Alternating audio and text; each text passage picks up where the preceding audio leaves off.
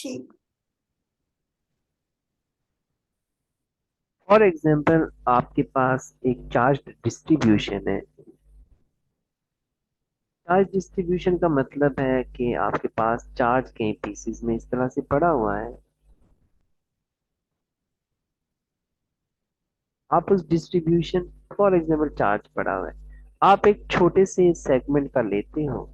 ऐसे आपने वहां पर चार्ज की अमाउंट को कैलकुलेट किया, और चार्ज की वजह से जो इलेक्ट्रिक फील्ड है ई को कैलकुलेट किया। जैसे आपने ये डी को कैलकुलेट किया तो उस पूरे रीजन के लिए आप उसको इंटीग्रेट कर लेंगे। फॉर एग्जाम्पल आपके पास चार्ज डिस्ट्रीब्यूशन है। आपने क्या किया, चार्ज डिस्ट्रीब्यूशन का एक छोटे से पोर्ट सेगमेंट का किया, आपने डिस्ट्रीब्यूशन की कैलकुलेशन की कि उसकी वजह चार्ज की वजह से कितनी इलेक्ट्रिक फील्ड है। फिर आप उसको इंटीग्रेट कर लेंगे ओवर द होल रीजन। जब आप उसको पूरे रीजन के ऊपर इलेक्ट्रिक फील्ड को निकाल सकते हैं, इस तरह से आप इस पूरे रीजन के इलेक्ट्रिक फील्ड निकाल सकते हैं। लेकिन अगर आपके पास कोई ऑब्जेक्ट सिमेट्रिक ऑब्जेक्ट आ जाए, सिमेट्रिक ऑब्जेक्ट का मतलब क्या है, आपके पास इस तरह एक स्फीयर आ जाए, उस स्फीयर के ऊपर चार्ज डिस्ट्रीब्यूटेड हो, स्फीयर के ऊपर चार्ज डिस्ट्रीब्यूट है फॉर एग्जांपल इस तरह से।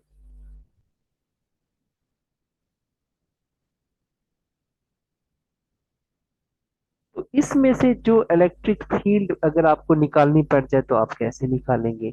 या आपके पास एक सिलेंडर आ जाए, सिलेंडर की फॉर्म में आपके पास, फॉर एग्जांपल इस तरह से आपके पास एक सिलेंडर है, उसमें चार्ज डिस्ट्रीब्यूशन है। चार्ज डिस्ट्रीब्यूशन में कुछ ऐसे बना दी, ये चार्ज डिस्ट्रीब्यूशन है फॉर एग्जांपल इसके अंदर। सिलेंडर भी जो है वो आपके पास एक सिमेट्रिकल ऑब्जेक्ट है, सिमेट्रिक ऑब्जेक्ट है।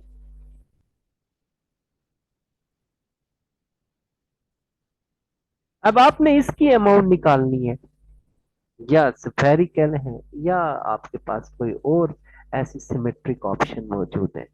इस केस में हमें गॉसिस लॉ आकर बहुत ज्यादा सपोर्ट करता है, बजाय कि हम किसी कंफ्यूजन में पड़े। हम गॉसिस लॉ को यूज करके एकदम से इलेक्ट्रिक फील्ड जो इस रीजन में से आ रही होगी उसको कैलकुलेट कर सकते हैं। ये तो सिनेरियो हो गया इलेक्ट्रिक फील्ड के केस में। अगर हम मैग्नेटिक फील्ड का निकालना चाहें, फॉर एग्जांपल आपके पास इस तरह से एक वायर है, इस तरह से वायर है, इसकी वजह से कहीं पर किसी पॉइंट के ऊपर मैग्नेटिक फील्ड निकालनी हो जाए, तो आप क्या करते थे, फॉर एग्जांपल इस वायर का हम एक छोटा सा सेगमेंट लेंगे। यहाँ से हम इसका एक छोटा सा सेगमेंट ले लेते हैं। इस सेगमेंट की वजह से यहाँ पर किसी पॉइंट के ऊपर मैग्नेटिक फील्ड निकाल लेंगे। फिर क्या करेंगे, हम इसको इंटीग्रेट कर लेंगे पूरे के पूरे रीजन के, पूरी की पूरी वायर के ऊपर। तो हमें क्या निकल आएगी, सारी की सारी मैग्नेटिक फील्ड कैलकुलेट हो जाएगी। लेकिन इफ के हमारे पास कोई मसला हो जाए, ओ सॉरी, इफ के हमारे पास कोई सिमेट्रिक ऑब्जेक्ट आ जाए, तो फिर अच्छा ये हम कैसे निकालते थे, ये हम निकालते थे बायोट सेवर्ट लॉ से।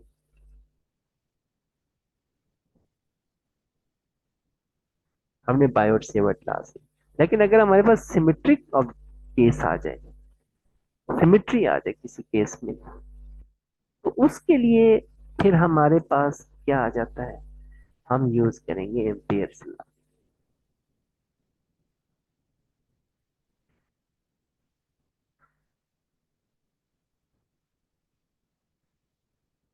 अच्छा,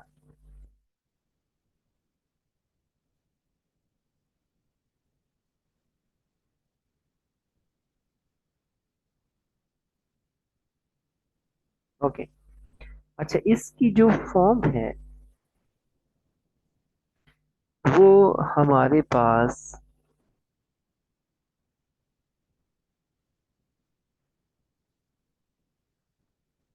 जो फॉर्म आती है वो कुछ यूं आ रही है। क्लोज्ड इंटीग्रल का मतलब है शेप क्लोज्ड है, ई डॉट डी एस अब देखिए बी मैग्नेटिक फील्ड है, डीएस कोई छोटा सा सेगमेंट है उस क्लोज्ड फिगर का, is equal to mu naught I, और आई के साथ इनक्लोज्ड लगा देंगे जो उस वायर के अंदर जितना भी करंट मौजूद है, आई इनक्लोज्ड। इसको कहते हैं एम्पियर्स सर्क्यूटिकल लॉ, या सिंपली इसको एम्पियर्स लॉ भी कहते हैं। और फॉर एग्जांपल जिस, क्योंकि एम्पियर के लिए ये तो आ गया आपके पास, इस केस में फॉर एग्जांपल आपने ये एक वायर है जिसको कंसीडर किया हुआ है, इसके अंदर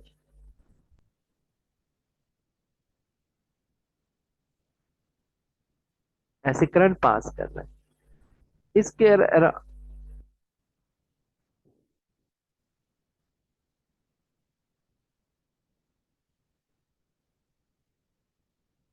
फॉर एग्जांपल इसके अराउंड ये करंट मैं वैसे कह देता हूँ कि ये करंट पैदा प्रोड्यूस हो रहा है, ये करंट है, इसके अराउंड मैग्नेटिक फील्ड है। तो ये आपके पास क्या है, this this loop is called Amperian loop. ये जो एम्पेरियन लूप है इसमें हम क्या करेंगे, छोटा सा लाइन सेगमेंट, एक सेगमेंट लेंगे उसको बी के साथ मल्टीप्लाई करके इंटीग्रेट कर लेंगे।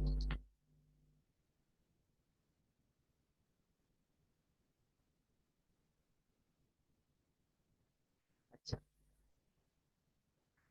अब आप देख सकते हैं कि बी जो है हमारे पास एक वेक्टर फील्ड है, डीएस भी आपके पास एक वेक्टर सेगमेंट है। अब जब इनके बीच में डॉट प्रोडक्ट है तो उसको अगर हम खोलेंगे तो डॉट प्रोडक्ट से क्या आ जाएगा, B is magnitude, ds magnitude, cosine of theta, उनके बीच में कॉस थीटा आ जाएगा। अब कॉस थीटा की वैल्यू भी हम निकाल सकते हैं।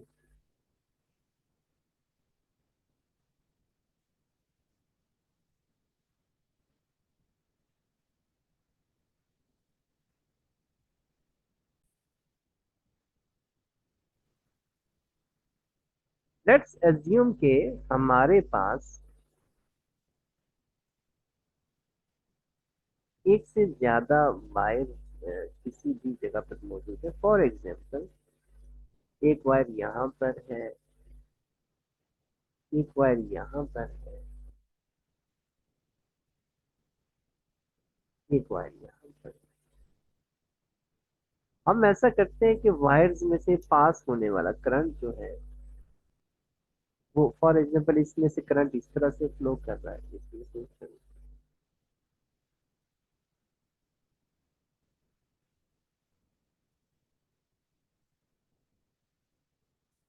तीनों वायर्स में करंट डिफरेंट है, इनकी वजह से इनके अराउंड एक मैग्नेटिक लूप बनेगा।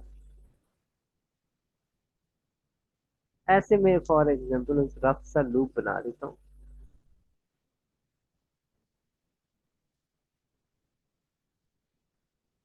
फॉर एग्जांपल इनके अराउंड ये रीजन बन गया। इस केस में बाकी सारी चीजें सेम रहेंगी। इस करंट का नाम मैं I1 रख देता हूँ, इस करंट का नाम मैं I2 रख देता हूँ, इस करंट का नाम मैं I3 रख देता हूँ। अब जो करंट इनक्लोज्ड है उसमें तीन करंट शामिल है, I1 plus I2 plus I3। For example मैं वैसी आसानी के लिए मैं ये कहता current one is 5 amperes, current two is 3 amperes, and current three is 6 amperes. अब यहां से देखें, ये जो करंट टू है इसकी डायरेक्शन करंट वन और थ्री से अपोजिट है। यहां से देख लें, वन और थ्री की डायरेक्शन सेम है, इसलिए वो दोनों एड अप हो जाएंगे। टू की डायरेक्शन डिफरेंट है, वो अपोजिट है, वो माइनस हो जाएगा। तो इसलिए मैं क्या लिखूंगा, 5 एम्पियर प्लस 6 एम्पियर -3 एम्पियर। तो ये क्या आ जाएगा, 11 - 3 = 8 एम्पियर। तो ये जो करंट इनक्लोज है वो आपके पास 8 एम्पियर है। अब इसका जो जब हम फार्मूले में इंसर्ट करेंगे तो बेशक आप इसको यूं लिख लें, क्लोज इंटीग्रल बी को कॉस थीटा डी थीटा, या डीएस लिख लें, B cos theta ds, sorry, which is equal to mu naught I enclose की जगह आप लिख लें I1। इस केस में जैसे जो हमने पढ़ा हुआ है, डिफरेंट केसेस में डिफरेंट होगा। I3 -I2, -I2 इसलिए लिखा है क्योंकि I2 की जो डायरेक्शन है वो अपोजिट है 1 और 3 से। तो 2 डाउनवर्ड है, इसलिए उसको मैंने माइनस के साथ रिप्रेजेंट किया हुआ है।